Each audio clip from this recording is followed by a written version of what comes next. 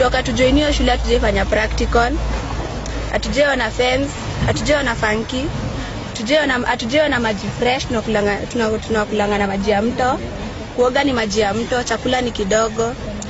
Tunaambia Prince take action. Sasa tumeona tu leo tukuja hapa kwa Ministry of Education tusaidie. Tumeishi kusema diet change, si ni madem tunakulanga tu cabbage kabla tukule greens, na tuko na health issues, taking action. So tuko tukuja hapa activities, tunaongea sports, nini entertainment.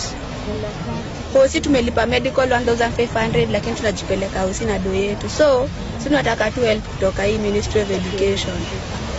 Tusaidie bana. 30 marks. Ushinde tunashanga tunaenda aje? Wanasema watachange but wafanyi reaction. Hawataking reaction, yani watakwambia tu just cope up with the situation. Sisi tunajaribu kucope up, lakini hizo miaka ni mingi sana kucope up jo. Walimu ni wale, tukifungua shule walimu wamechangewa, tukifunga wamechangewa, tukifungua wanatrainiwa.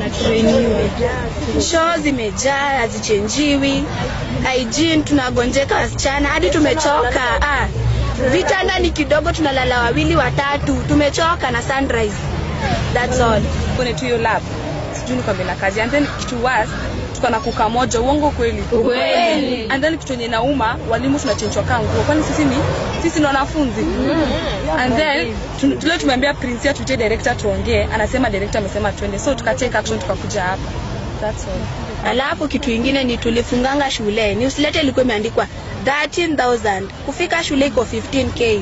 Sasa tunashangaa tunaongezwa school fees na hakuna action inafanyiwa hapo. So ni wajua venye watafanya. Hakuna fence.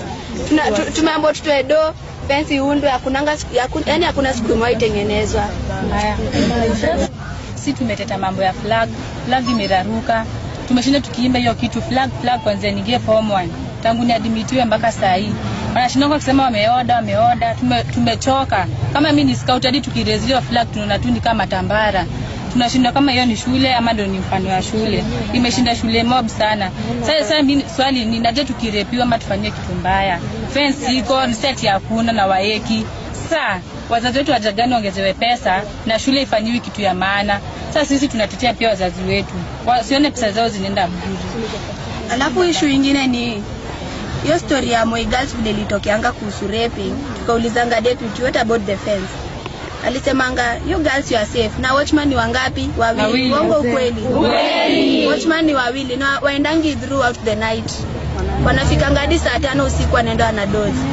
So hapo hatuoni tuko poa, tuko tu kwa risk. Na kuna maboyo vya so ingia shule tukaenda kuchota maji kwa mto. So hapo tu serikali muingilie kati. Amina Mohamed bana. Pali huko hiyo kuna tuona. Kufikie hiyo. Tunalia bana.